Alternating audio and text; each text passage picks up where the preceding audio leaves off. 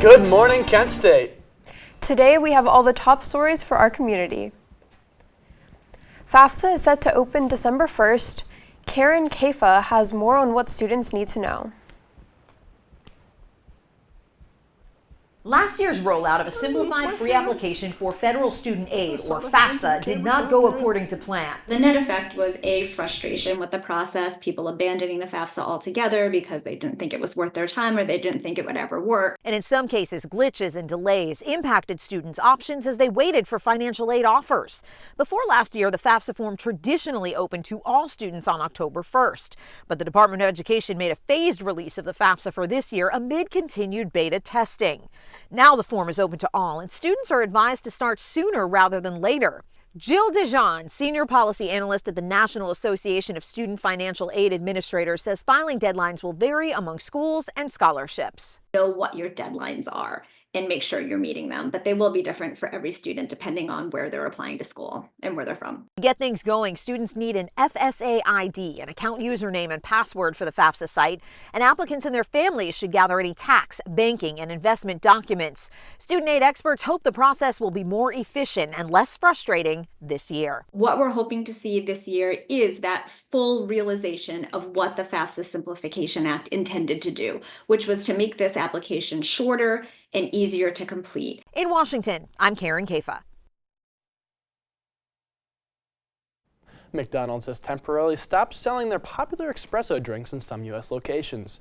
This is because the espresso machines are temporarily disabled due to safety concerns. The manufacturer of these machines, Milewich, told people it was an equipment issue, forcing the Three Arch Company to decommission them temporarily. Iced and hot brewed coffee are not affected by the decision. Sheetz is lowering prices at some of its pumps ahead of busy Thanksgiving traveling. The price of its unleaded 88 is being reduced by 40 cents a gallon at more than 500 locations.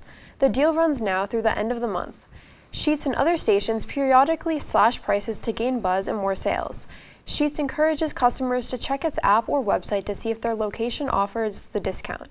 It also offered discounts on unleaded 88 during the holiday last year.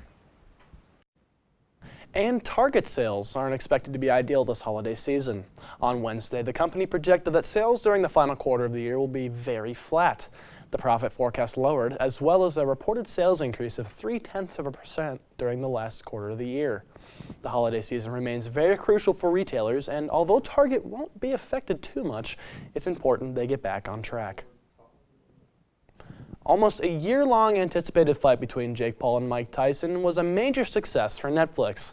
The main event attracted more than 108 million viewers globally.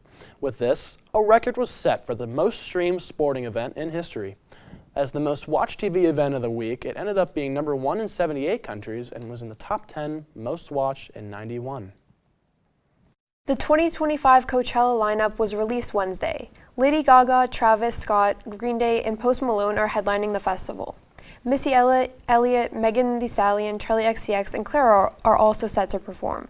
Among many other artists, this will be the 24th Coachella festival held at the Empire Polo Grounds in Indio, California. It will run April 11th through the 13th, and the next weekend of April 18th through 20th. Wednesday, mourners gathered in remembrance of British singer Liam Payne. Close family and Payne's former band members attending the funeral outside of London. Payne died at 31 years old on October 16th. He fell from the 3rd floor of a hotel in Buenos Aires, Argentina.